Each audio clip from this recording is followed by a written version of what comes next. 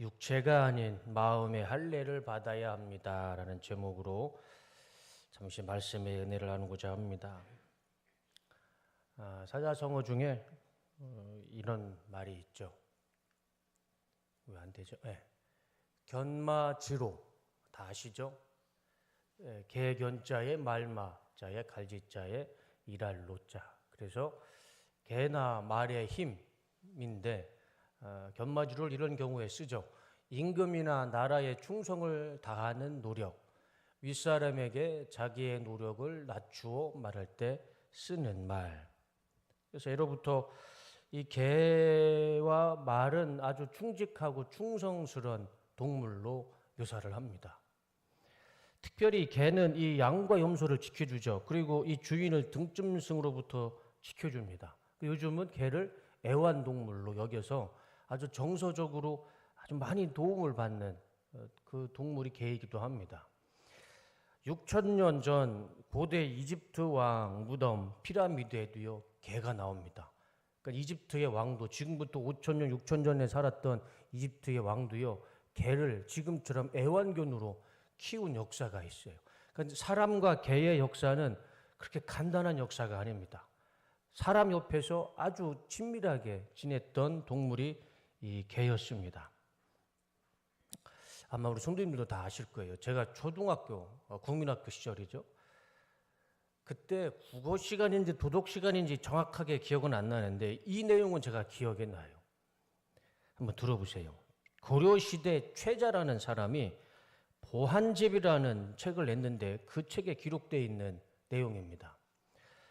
전북 임실군 지사면 영청리에 김계인이라는 사람이 살았는데 그 사람이 개 한 마리를 키웠습니다. 근데 그 개 이름이 오수였어요. 오수. 개 이름이 사람 이름 같죠? 그런데 이 김계인이라는 사람이 이 오수라는 개와 장터를 갑니다. 장터를 가서 일을 보는데 오랜만에 친구를 만나요. 오랜만에 친구 만나면 뭘 해야 되죠? 네, 어떻게 잘 아십니까? 해보신 것 같은데 이 막걸리를 마신 거예요. 막걸리를 실컷 마신 거 오래간만에 친구 만나서 이제 얼큰하게 취해서 이제 집에 오는데 너무 취한 나머지 잔디밭에 누워서 잠을 자게 됩니다. 근데 또 안타깝게 불이 났어요. 불이 막 이 김계인 사람으로 막 몰라올 때 막 이 오수라는 개가 막 짖기도 하고 주인의 옷을 물어뜯기도 하고 그런데 술에 취한 사람이 깰까요? 안 못 깰까요? 어떻게 잘 아시죠? 권사님 어떻게 잘 아시죠? 이 김계인이라는 사람이 아무리 개가 깨워도요 안 일어나는 겁니다. 그래서 이 개가 어떻게 하냐면 가까운 개울에 가서 자신의 몸을 다 적시고 주인이 자고 있는 그 주위에 불을 자기가 막 뒹굴면서 불을 끕니다.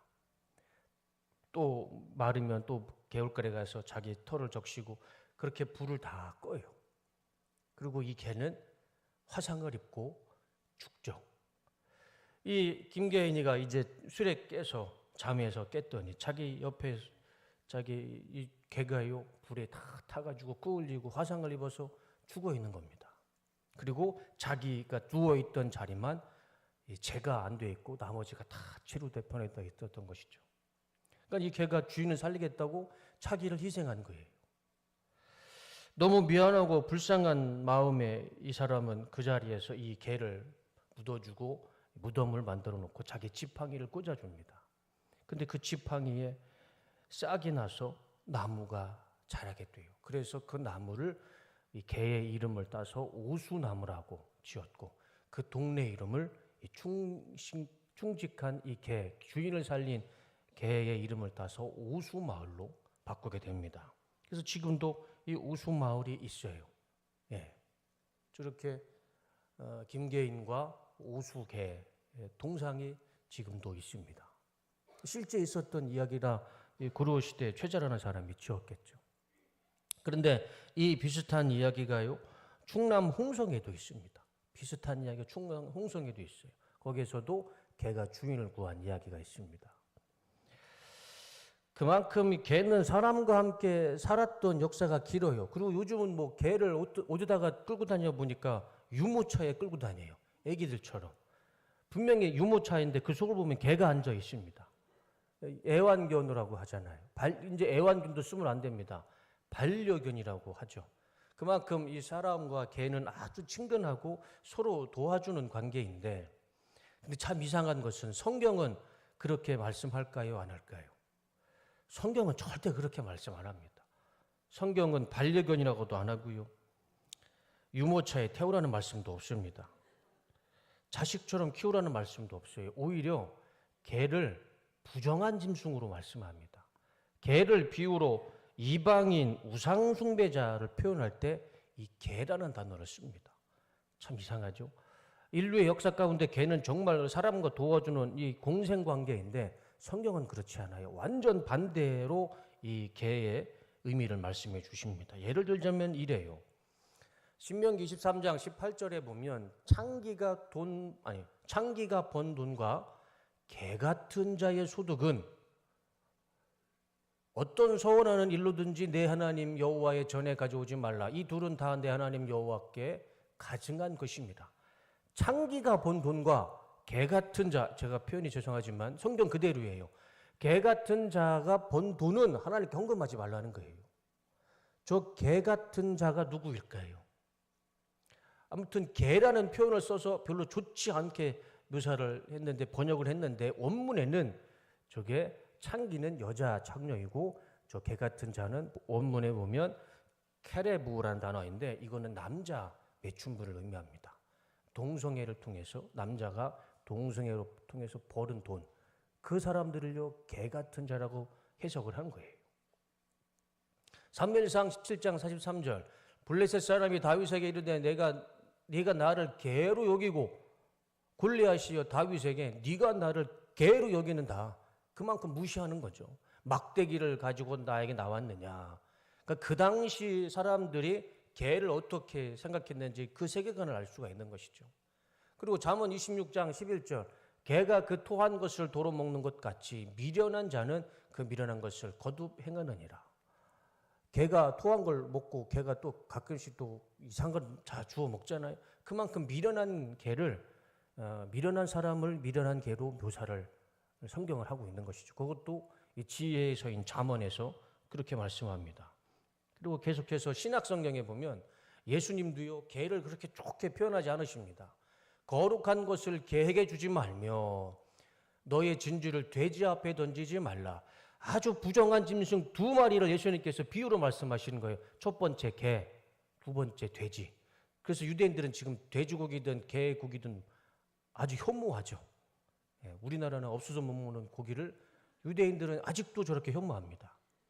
그것을 발로 밟고 돌이켜 너희를 찢어 상하게 할까 염려하라. 그리고 예수님은 또 이렇게 말씀하세요. 대답하여 이르시되 자녀의 떡을 취하여 개들에게 던짐이 마땅하지 아니하니라. 이제 이방 여인에게 예수님께서 하신 말씀이잖아요. 너의 자녀의 떡을 취하여 개들에게 던져줘라. 그게 맞다. 그러니까 개와 이방인을 이렇게 똑같이 말씀하신 거예요. 여자가 이르되 주여 올소이다마는 개들도 제 주인의 상에서 떨어지는 부스러기를 먹나이다. 인간적으로 보면 개는 참 충성스러운 동물인데 구약 성경의 하나님과 신약 성경의 예수님은 개를 아주 부정적이고 이방 우상 숭배의 비유로 말씀을 하십니다. 왜 이렇게 말씀하실까? 진짜 하나님과 예수님께서 이 개를 부정한 짐승으로 정하셨을까? 그래서 이 개를 정말 부정한 짐승으로 말씀하실까? 우리 성도님들은 어떻게 생각하시나요? 이것뿐만 아니죠. 뭐 개, 돼지, 미꾸라지, 장어, 뭐 두 쪽 있는 짐승들, 부정한 짐승들이 꽤 많아요. 진짜 하나님은 그 짐승을 부정하게 여기셔서 그 짐승들을 부정하다고 말씀하시는 것일까? 그런데 잘 생각해 보면 이 말 자체가 성립이 안 됩니다. 하나님은 부정한 동물을 창조하지 않으셨어요. 하나님께서 개를 진짜 부정한 짐승으로 여기시고 정의하셔서 말씀하셨다면 하나님의 창조는 그 자체가 잘못된 겁니다. 하나님께서 천지를 창조하셨을 때 이렇게 말씀하셨어요. 창세기 1장 24절과 25절. 하나님이 이르시되 땅은 생물을 그 종류대로 내되 가축과 기는 것과 땅의 짐승을 종류대로 내라 하시니 그대로 되니라. 하나님이 땅의 짐승을 그 종류대로, 가축을 그 종류대로, 땅에 기는 모든 것을 그 종류대로 만드시니 저기에 개가 포함되지 않았을까요? 다 포함되어 있죠. 근데 하나님이 그걸 보시고 뭐라고 말씀하셨냐면 보시기에 좋았더라. 근데 저기에는 개와 돼지는 빠졌을까요? 예외 조항이 있나요? 없어요. 개와 돼지는 보시기에 심히 안 좋았다라고 말씀하지 않으셨습니다. 그냥 짐승과 가축과 땅에 있는 모든 동물들을 창조하시고요. 보시기에 좋으신 거예요. 그게 하나님의 본질적인 창조의 의미죠. 그런데 왜 신명기로부터 레위기에는 하나님께서 부정한 짐승 또 정한 짐승을 나눠 주시죠? 그 중에 하나가 개와 돼지입니다. 왜 나누셨을까요? 하나님께서 창조하실 때는 분명히 심히 보시기에 좋았더라. 이 좋았더라는 단어가 제가 여러 번 말씀드렸죠. 토부라는 단어인데 최상급이에요. 그 이상 더 좋을 수 없는 최상급의 단어가 토부입니다. 그 하나님은 우리 인간을 만드시고 또 우리 모든 동물을 창조하시고 이보다 더 좋을 수 없는 표현을 하신 겁니다. 보시기에 심히 아주 이거보다 더 좋을 수 없게 좋았더라. 그 중에 하나가 개인 거고 돼지인 겁니다. 그런데 레위기와 신명기에서는 하나님이 부정한 짐승과 정한 짐승을 또 나눠주세요. 그거는 하나님께서 그 하나님의 창조물을 스스로 부정하는 것이 아니죠. 왜 나누셨습니까? 그 기준이 왜 나누셨죠? 이게 율법이에요. 율법. 하나님께서 정한 것을 정해 놓으시고 부정한 것을 정해 놓으시고 뭐라고 말씀하셨나요? 이것을 먹어라, 먹지 마라. 기준과 질서와 법칙을 정해 주신 겁니다. 이거는 이제 내가 부정한 것으로 얘기할 테니 이것은 먹지 마라. 이것은 내가 정한 것으로 여길 테니 이것은 먹어라. 이 말씀에 순종해라. 비슷한 게 있죠. 하나님께서 이것을 지켜라, 먹거라, 먹지 마라. 그게 무엇인가요? 선악과죠, 선악과. 하나님은 질서와 법을 정해주신 겁니다. 이거는 먹고 이것은 먹지 마라. 개와 돼지가 부정하기 때문에 먹지 말라가 아닙니다. 하나님께서 법을 만들어주신 거예요. 율법을 만들어주신 것이죠. 그게 612개가 하나님께서 하라, 하지 마라 325개. 그렇게 나눠주신 것이죠. 하나님께서 이 개와 돼지는 그 본질이 부정하기 때문에 이 부정한 거라고 말씀하신 것이 아니고 하나님께서 율법으로 질서를 나눠주신 겁니다. 그래서 이거를 지키며 살아가는 것은 율법을 지키는 것이고 그것을 지키지 않으면 불순종하는 것이죠.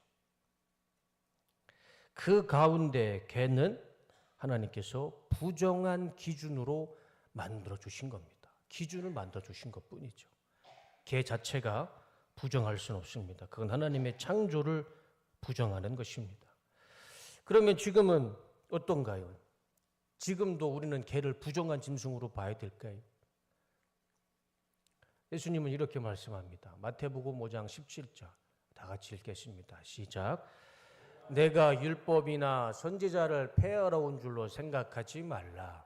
폐하러 온 것이 아니요 완전하게 하려 함이라. 우리 예수님은 구약의 모든 율법을 어떻게 하셨습니까? 완전하게 하셨어요. 다 이루신 거예요. 굳이 우리가 612개의 율법을 지키지 않아도 됩니다. 이제 개건 돼지건 지금 이스라엘 유대인들이 율법을 지키겠다고 스스로 부정하게 여기지 않아도 돼요. 우리는 예수님만 믿으면 됩니다. 율법을 다 완성시키신 예수님만 믿으면 그게 돼지가 됐든 개가 됐든 우리는 율법 안에서 이렇게 억압될 필요가 없어요. 예수님 안에 정한 동물도 없고 부정한 동물도 없습니다. 그게 이제 베드로에게도 환상을 통해 보여주시죠. 예수님께서 환상을 통해 베드로에게 기린과 하마, 뱀, 악어, 부정한 짐승을 내려줍니다. 그러면서 말씀하시죠. 이것을 먹어라. 베드로가 뭐라고 합니까? 율법에 부정한 것을 저는 먹을 수 없습니다. 그럴 때 예수님이 뭐라고 말씀하시나요? 내가 부정하다고 하지 않는데 왜 네가 부정하다고 하느냐? 그게 아주 간단하지만 예수님께서 율법을 다 이루시고 예수님 안에서 율법이 완성된 것을 말씀해 주시는 것이죠. 우리는 더 이상 개건, 돼지건, 뭐 장어건, 뭐건 우리는 부정하게 생각하면 안 됩니다. 예수님이 다 율법을 다 완성시키셨기 때문에 우리는 예수님 안에서 율법 안에 자유함을 얻게 된 것이죠. 근데 요즘도 이런 교회가 있어요. 아마 그런 교회 들어보신 적이 있을 겁니다. 안식일을 지키면서 주일에는 아무것도 안 삽니다. 음식도 안 만들어요. 토요일 날 음식을 다 만들어 놓습니다. 교회건 가정이건 목사님이 그렇게 해요. 그래서 안식일을 거룩하게 지켜야 한다고 해서 주일날 뭐 음식이건 또 준비해야 될 것들은 다 미리 사놓습니다. 그리고 주일을 거룩하게 지켜요. 근데 그게 좀 앞뒤가 안 맞는 것이 안식일은 토요일입니다. 그렇게 할 것 같으면 토요일을 지켜야 돼요. 그런데 안식일은 안 지키면서 주일을 안식일로 지키면서 율법을 지키라고 그래요. 근데 그 교회가 어딘 줄 아시나요? 예, 연세중앙 침례교회 윤석전 목사님이 그렇게 가르치십니다. 제가 우리 신학교 친구가 이제 그 교회 신학교 때 이제 전도사였는데 제가 그 얘기를 듣고 깜짝 놀랐습니다. 지금도 하는지는 모르겠어요. 근데 그 전도사였던 친구가 자기는 토요일 날 다 사야 된답니다. 왜냐하면 주일 날 뭐 사지 못하게 했대요. 그래서 애들 간식도 토요일 날 다 사야 되고 그날 점심도 주일 날 토요일 날 다 준비해야 된답니다. 제가 이해는 돼요. 취지는 이해합니다. 거룩한 주일을 거룩하게 지키기 위해서 취지는 이해는 되는데 그게 정말 엄격하게 보면은 성경적인 의미는 아니죠. 그렇게 할 것 같으면 토요일 날 안식일을 지켜야 되는 게 맞아요. 율법을 안식일을 거룩하게 지키려면. 본문을 다시 한번 보면 빌립보서 3장 2절에 다시 한번 읽어보겠습니다. 시작. 개들을 삼가하고 행악하는 자들을 삼가하고 몸을 상해하는 일을 삼가라. 개를 삼가하는 것처럼 행악하는 자를 삼가하고 또 몸을 상해하는 자를 삼가라. 이 도대체 무슨 말씀일까? 개를 삼가야 되고요. 그 개와 같이 행악하는 자를 삼가야 되고 또 몸을 상해하는 일을 삼가라. 이게 무슨 의미일까? 이 구절은 정확하게 어떤 사람, 특정 대상을 비유로 말씀하는 겁니다. 이런 사람은 이렇게 표현해서 정하지만 이런 사람은 개와 같은 사람이기 때문에 삼가해야 되고 이런 사람은 행악자이기 때문에 삼가해라. 거리를 둬라. 이제 그 말씀입니다. 그래서 오늘 말씀은 이 개로 비유하는 사람들이 누구인지, 왜 바울은 이 사람들과 거리를 두며 삼가하라 하는지 그것을 말씀드리고 설교를 마치고자 합니다. 오늘 본문을 세번역 성경으로 다시 보면 이렇습니다. 개들을 조심하십시오. 저 개가 더 도구가 아니에요. 사람을, 대상을 비유합니다. 그 사람이 누구냐면 악한 일꾼들을 조심하십시오. 왜? 그 사람들은 살을 잘라내는 할례를 주장하는 자들이기 때문에 그들을 삼가하고 조심해야 된다. 그렇게 말씀하고 있는 것입니다. 그러면 이 행악자, 악한 일꾼들은 누구일까요? 개로 표현하는 이 사람들은 누구일까? 참 안타깝지만 이 사람들이요. 지금 우리가 보고 있는 본문이 어느 교회에다가 바울이 보내는 편지죠? 빌립보 교회. 빌립보 교회에 이런 사람들이 있었습니다. 교회 안에 이렇게 행악하는 자들, 악한 일꾼들, 개로 비유할 만큼 악한 자들이 있었다는 것이죠. 그 사람들이 누구냐면 바로 유대주의자들, 율법주의자들이었습니다. 유대주의자들, 율법주의자들. 빌립보 교회는 온전히 예수님을 중심으로 예수님을 믿는 성도들이 있었고 우리와 같은 예수님을 중심으로 신앙생활하는 사람들이 있었고 또 반대로 여전히 유대인으로서 유대신앙, 율법신앙, 율법주의를 지키는 유대신앙과 믿음을 지키는 사람이 있었습니다. 두 종류의 성도가 있었던 거예요.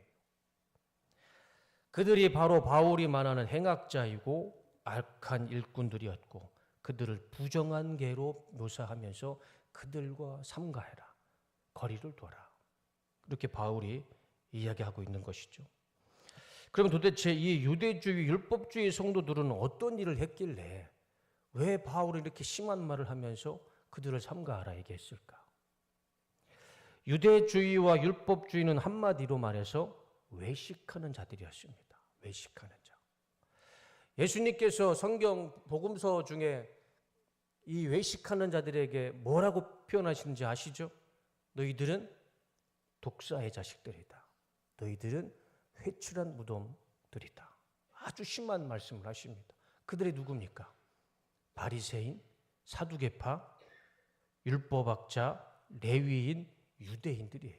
그들을 향해서 예수님은 외식하는 자라고 분명하게 말씀하십니다. 이 유대주의, 율법주의자들이 바로 이 외식하는 자들이었습니다. 예수님은 율법주의와 형식, 눈에 보이는 것에 마음을 빼앗기고 그것만 고집부리는 자들, 그 외식하는 자들, 그들의 신앙과 믿음을 아주 크게 혼을 내셨죠. 그 신앙이 빌립보 교회 성도들 중에 여전히 남아 있었던 겁니다.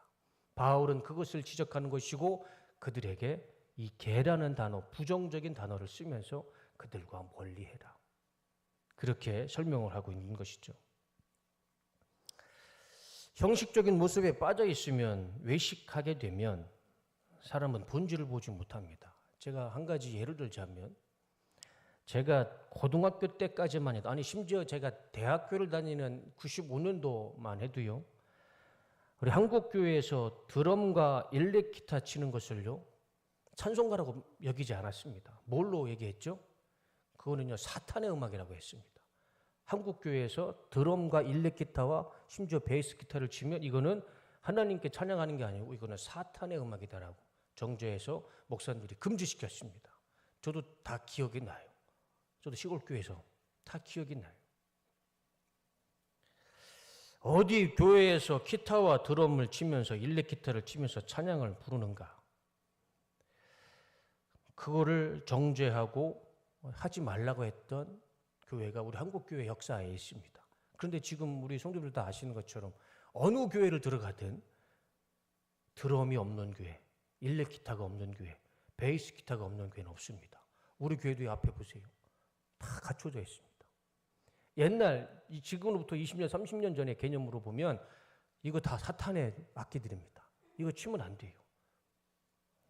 제가 놀랬던 것이 제가 일전에 한번 설교 시간에 말씀을 드렸던 것 같아요. 제가 신학교, 이제 일반 대학교를 갔다가 다시 신학교를 들어갔는데 제 동기 중에 부산에서 고신 측에서 신앙생활을 했던 친구가 우리 침신대학교 제 동기로 들어왔어요. 신학교는 일주일에 2번 예배를 드립니다. 지금도 있는데 샤마 찬양단이 있었어요. 저도 있을 때 샤마 찬양단이 이 정말 밴드처럼 악기를 가지고 찬양을 하는데 신학생들이니까 얼마나 뜨겁게 찬양하겠습니까? 근데 옆에 그 고신 측 친구가 이 채플만 끝나면 막 한숨을 푹푹 쉬는 거예요. 제가 물어봤죠. 왜 이렇게 너는 채플만 끝나면 예배만 드리고 나면 그렇게 인상을 쓰느냐? 근데 그 친구가 하는 얘기가 저는 아직도 기억이 납니다. 어떻게 신학교에서 전도사들이 막 뛰면서 드럼을 치고 기타를 치고 어떻게 저렇게 찬양을 부를 수 있느냐? 자기는 그렇게 배우지도 않았고 지금까지 그런 적이 한 번도 없다는 겁니다. 고신 측 아시죠? 고신. 거기에서 신앙생활을 했으니, 그것도 부산에서 거기 고향에서 신앙생활을 했으니 얼마나 그 고신의 신학을 배웠겠습니까? 그러니까 그게 모습이 자기한테는 어울리지가 않은 거예요.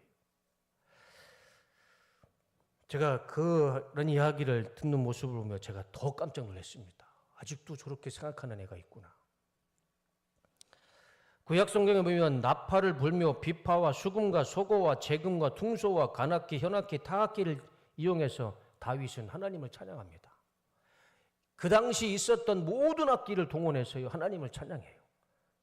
그 당시 그것이 일렉기타고 드럼이고 키보드예요. 그러면 다윗은 그 악기를 가지고 찬양했던 다윗은 그게 사탄의 찬양이었을까요? 이스라엘에 하나님의 법궤가 들어옵니다. 다윗식대로 다윗이 우리 식대로 얘기하면 찬양팀을 만들어서요. 모든 악기를 동원해서 하나님의 법궤가 들어오는 길에 찬양을 부릅니다. 너무 신나서 다윗이 막 춤을 추죠. 어떤 일이 일어납니까? 바지가 벗겨져요. 얼마나 하나님 앞에서 기쁘게 춤을 췄으면 바지가 벗겨졌겠습니까? 그러면 하나님 앞에서 뛰면서 춤을 추면서 찬양했던 이 다윗은 하나님의 백성이 아니고 사탄의 아들이었을까요? 그 당시 그 모든 악기, 그것이 드럼이고 기타이고 베이스였는데, 믿음과 신앙이 형식과 외형에 외식에 갇혀 있으면요, 사람의 생각이 굉장히 위험해지고요, 무서워집니다. 본질을 보지 못하게 돼요. 우리는 정확하게 종교개혁의 역사를 봐야 됩니다. 종교개혁을 처음으로 하신 분은 누구일까요? 우리는 보통 루터로 알고 있는데 루터가 아니죠. 그 전에 훨씬 전에 종교개혁을 이루신 분이 있습니다. 유대교를 하나님의 교로 바꾼 분이 계십니다. 누구일까요? 예수님이에요, 예수님. 우리는 종교개혁하면 마틴 루터만 생각하는데 그렇지 않습니다. 첫 번째로 종교개혁을 이루신 분은 예수님이죠. 유대인들의 허례허식, 외식, 형식주의, 율법주의, 껍데기 신앙을요, 예수님께서 믿음 중심, 십자가 중심, 예수님 중심으로 바꾸신 분이 예수님이시죠. 그런데 또 사람들이 형식과 외식과 율법 중심, 교황 중심, 사람 중심으로 또 제자리로 돌아왔습니다. 그럴 때 하나님은 루터를 통해서 믿음 중심, 말씀 중심, 성령 중심으로 또 종교개혁을 이루시게 돼요. 첫 번째 종교개혁은 마틴 루터가 아닙니다. 예수님이 종교개혁을 하신 거예요. 유대교에서 하나님교, 예수님교로 바꾸신 분이시죠. 이 중세시대에 얼마나 형식적인 신앙이 있었냐면, 제가 일전에도 말씀을 드렸을 겁니다. 중세시대의 구원을 어떻게 받죠? 믿음으로 받지 않습니다. 사람의 외식하는 모습, 어떤 하나의 의식을 통해서 구원받아요. 그게 돈이었습니다. 이 헌금통에 동전을 떨어뜨리면 땡그랑 종소리가 나면 그 종소리와 함께 무슨 일이 일어나죠? 예수님을 믿지 않고 돌아가신 할머니, 할아버지, 어머니, 아버지가 구원을 받습니다. 말도 안 되는 신학이 생기는 거예요. 얼마나 무서운 신학입니까?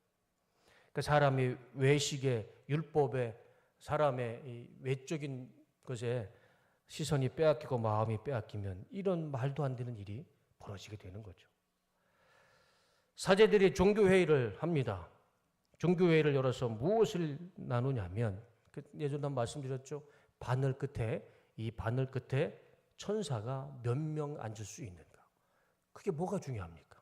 그거를 중세시대에 사제들이 모여서 회의를 했어요. 거룩한 겉모습은 있었지만 진정한 거룩은 없었던 시대가 바로 이 중세시대였죠. 그것을 예수님께서 마틴 루터를 통해서 그 껍데기를 다 버리고 말씀 중심, 믿음 중심, 그것으로 하나님께서 바꿔주신 거예요. 다른 주제이기는 하지만 제가 요즘 참 걱정이 되는 것이 이 AI 인공지능입니다. 이 AI 인공지능 시대는 우리가 거부할 수 없는 시대입니다. 이미 공장들은 사람이 아니라 로봇가 다 들어왔죠. 아시는 것처럼 울산 현대자동차가요, 이제 사람을 쓰지 않습니다. 로봇으로 다 바뀌었어요. 그리고 일단 미국에 있는 현대자동차 공장은요, 이미 다 로봇이 지금 전기자동차를 만들고 있습니다. 사람의 차를 만들지 않고요, AI 인공지능이 들어가 있는 로봇이 만듭니다. 어디든지 다 지금 AI가 들어가 있습니다. 이건 뭐 거부할 수 없는 시대가 됐죠. 근데 이것을 교회가 받아들여서 예배의 도구로 사용해야 될지, 아니면 드럼과 일렉기타처럼 사탄의 악기로 거부를 해야 될지, 이것을 결정해야 할 시대가 왔습니다. 이 AI 인공지능을 우리 교회에서 사용을 해야 될지, 아니면 드럼과 일렉기타처럼 이것은 사탄의 악기다라고 거부를 해야 될지, 똑같은 시점에 왔어요. 제가 지난주 월요일 날 우리 사역자들하고 지방회를 가면서 간단하게 잠시 얘기를 했습니다. 지금은 그런 말이 없지만 조만간에 그런 시대가 올 것 같아요. AI 목사가요, 설교하는 시대. AI 목사가 예배 인도하는 시대. 이거는 정말 말도 안 되는 것 같지만 멀지 않았습니다. AI 목사가 AI 인공지능 로봇이 이렇게 저처럼 강대상에 서서 양복을 입고 설교하는 시대. 허무맹랑한 것 같지만 그런 시대가 뭐 멀진 않았을 것 같습니다. AI는 자기가 원하는 아주 이상적인 목사의 모습을 또 설교를 프로그래밍하면 됩니다. 그럼 그대로 설교하게 돼요. 저처럼 사람이 목회하는 것이 아니라 내가 원하는 목사와 설교가 할 수 있는 그런 로봇 목사를 세워놓으면 얼마나 좋아요. 내가 원하는 설교만 들을 수 있습니다. 그런 시대가 조만간에 올 것 같아요. 그럼 그것을 우리가 받아들일 수 있겠는가? 드럼과 똑같은 거예요. 본문으로 돌아와서 바울이 살았던 시대에도요, 어김없이 유대주의, 율법주의, 형식주의 성도들이 있었고 그것 때문에 계속 교회에서 문제가 생긴 겁니다. 한쪽은 예수님 중심, 한쪽은 율법 중심. 그러니까 교회가 자꾸 분란이 일어나는 거예요. 그러니까 바울은 그 사람들을 개라는 단어로 표시를 했던 겁니다. 그들의 가장 큰 문제가 이거입니다. 왜 자꾸 문제를 일으켰냐면 살을 잘라내는 할례를 주장하는 자들을 조심하십시오. 할례를 주장했어요. 할례를. 이들을 일컬어 할례당이라고 했는데 이들은 구원을 어떻게 받아들였냐면 우리는 믿음으로 구원을 받고 십자가의 구원과 은혜로 십자가의 은혜로 구원받는데 이 율법주의자들은 할례당은요. 내가 할례를 받아야만 내 모습에 어떠한 신체 구조를 받아야 그때 율법처럼 하나님의 자녀가 되고 할례를 통해 구원을 받을 수 있다. 그것만 계속 고집하는 거예요. 이렇게 해야 구원받을 수 있다. 그러니까 그 교회에서 계속 문제가 생겼던 겁니다. 그러니 할례 받지 못한 이방인들을 얼마나 무시하고 조롱하고 멸시하고 할례 받은 자기들만 얼마나 최고라고 생각했겠습니까? 교만했겠습니까? 자기들만 하나님의 자녀이고 자기들만 구원받은 선민이다. 우리만 하나님 백성이다. 라고 주장하는 사람들이 누구였죠? 그들이 바리새인 서기관, 외식하는 자들이었습니다. 아주 정확하게 전형적인 율법주의 유대인들이 이 빌립보 교회에 있었던 겁니다. 그런데 그게요, 빌립보 교회만 있는 게 아니고 로마 교회에도 그런 사람들이 있었어요. 그래서 바울이요, 로마서에 보면 똑같은 문제를 지적합니다. 율법을 지키면 여러분의 할례가 가치가 있으나 율법을 어기면 할례를 받지 않은 것처럼 되고 맙니다. 그러니까 이 할례를 받은 사람은 율법을 지켜야지 율법을 안 지키면 할례 받지 않는 사람과 똑같다. 그러면서 설명해 주는 거예요. 할례가 받은 사람이 진짜 하나님의 자녀가 아니고 29절에 28절에 유대인으로 태어났다고 해서 참 유대인이 아니며 육체의 할례를 받았다고 해서 참 할례가 아닙니다. 진짜 하나님의 자녀는 오히려 마음에 참된 변화를 받은 사람이라야 참 유대인이며 기록된 율법이 아닌 성령님에 의해 마음의 할례가 진정한 할례입니다. 이런 사람은 칭찬을 사람에게 받는 것이 아니라 하나님에게서 받습니다.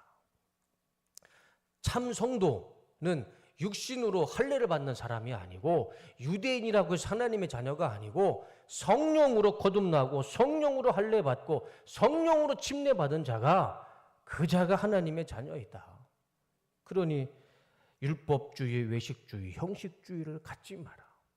로마 교회도요, 지금 빌립보 교회와 똑같은 문제가 생겼던 겁니다. 예수님 중심, 율법 중심.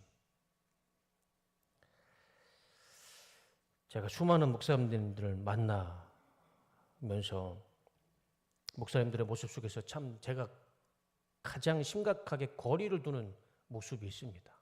그게 바로 이 형식주의, 율법주의를 빠지지 않도록 제가 많은 목사님들의 반면교사를 삼아요. 목사님들이 율법과 형식에, 외식에 빠지면요, 이건 정말 답이 없습니다. 겉모습은 정말 거룩한 것 같지만 그 속에는요, 거룩이 없어요. 그래서 오히려 성도님들을 다 율법주의자로 오늘 빌립보 교회 이 외식하는 자들로 다 만드는 아주 위험한 사역을 하게 됩니다. 제가 여러 목사님들의 선배 목사님들을 보면서 얘기하면서 그런 모습들을 보게 되면 내가 저 모습은 내가 꼭 갖지 말아야지 라는 반면교사를 삼습니다. 제가 지난주 오후에 동서울교회 담임 목사 취임 예배를 갔었습니다. 그때 설교를 해주신 분이 극동방송 사장 김자만 목사님의 후임이죠. 수원중앙교회 2대 담임 목사님이었던 고명진 목사님이 설교를 하셨어요. 바로 이제 목양실에서 바로 제 옆에 앉아 계셨습니다. 그냥 인사만 하고 뭐 별 말씀을 나누진 않았어요. 대형교회 목사님이죠. 10,000명이 넘어요. 수원중앙교회 10,000명이 넘는 대형교회 목사님. 근데 그분이 몇 마디만 하면 이제 그분의 마음을 알 수 있잖아요. 그래서 그냥 듣기만 했습니다. 어떤 생각을 가지고 계시는 분인가. 지방의 목사님들이 이런저런 이야기를 하다가 지방의 우리 회장님이 고명진 목사님 참 이렇게 훌륭하신 대형교회 목사님이 오셔서 예배를 인도해 주시니 감사합니다 라고 인사를 하니까 이 고명진 목사님이 아주 딱 잘라서 말씀하시더라고요. 저는 유명한 목사가 아닙니다. 그러면서 자신의 간증을 해요. 자기가 캐나다에서 개척을 했답니다. 유학을 가서. 그런데 캐나다든 미국이든 그 유학을 가서 개척을 이민교회를 개척했을 때 100명 넘는 것은 정말 어려운 거예요. 그런데 이분이 캐나다에서 개척을 했는데 100명이 넘는 교회로 부흥을 된 겁니다. 우쭐할 수 있잖아요. 그래서 오산교회로 청빙이 돼서 오산침례교회에서 담임 목사를 합니다. 오산교회에서 담임을 하는데 또 부흥이 됐어요. 그래서 수원중앙침례교회로 담임 목사로 또 가게 됐죠. 근데 수원중앙침례교회 왔는데 또 부흥을 한 겁니다. 그러니까 가는 곳마다 부흥을 하니까 우쭐할 수 있잖아요. 내가 설교를 잘해서, 내가 설교를 잘하고 행정을 잘해서. 그런데 이 목사님의 고백에 그래요. 나는 단 한 번도 이 교회의 부흥에 있어서 내가 한 것은 내 은은 하나도 없고, 내가 설교를 잘해서 부흥한 것도 아니고, 내가 목회를 잘해서 부흥을 했다고 단 한 번도 생각한 적이 없습니다. 그러면서 하시는 말씀이 낮에는 만나를 주시고 밤에는 메추라기를 보내주시는 그 하나님께서 내가 목회하는 곳에 낮에는 만나를 보내주시고 저녁에는 메추라기를 보내주시듯 성도님을 보내주셨습니다. 그렇게 고백하시는 거예요. 제가 옆에서 목사님 합격입니다. 그렇게 큰 소리로 얘기할 뻔했습니다. 그 말씀을 듣는데 정말 제 마음에 이래서 하나님이 10,000명이 넘는 교회를 담임 목사로 세우셨구나. 다 이유가 있구나. 그런 생각을 해봤습니다. 자신의 의의를 드러내도 할 만도 한데 해외에서 한국에서 2개의 교회를 거치면서 다 부흥을 시켰는데 이것은 만나를 보내주시고 메추라기를 보내주신 하나님의 은혜입니다 라고 고백을 하는 그 10,000명이 넘는 대형교회 목사님의 고백을 듣고 제가 참 많이 존경스러운 마음을 가졌습니다. 바울은 진정한 할례자, 예배자, 성도의 표본을 이렇게 결론을 내줍니다. 이것이 진정한 하나님의 자녀이고 구원받은 자이다. 다 같이 한번 읽어보겠습니다. 시작. 하나님의 영으로 예배하며 그리스도 예수 안에서 자랑하며 육신을 의지하지 않는 우리들이야말로 참으로 할례받은 사람입니다.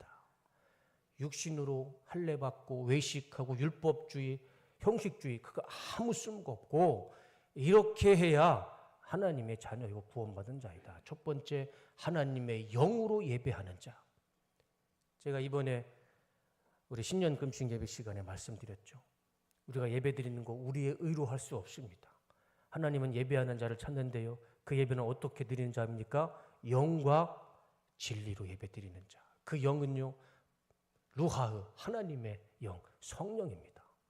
우리는 성령으로 예배를 드려야 돼요. 그리고 그리스도 예수 안에서 자랑하며, 이 고명진 목사님처럼 자랑할 만도 한데 그 분의 자랑은 예수님이었어요. 그리고 육신을 의지하지 않는 우리들이야말로 사람을 의지하지 않고 하나님을 의지하는 자들이야말로 참으로 할례받은 사람이고 그 사람이 하나님의 자녀이고 구원받은 자이다. 바울은 이렇게 빌립보 교회 성도들에게 이야기를 해주고 있는 것이죠. 나를 의지하지 않고 하나님을 의지하고 하나님의 영 성령으로 예배드리고 내 삶의 모든 기준과 경험을 자랑하는 것이 아니라 오직 예수님만 자랑하는 삶.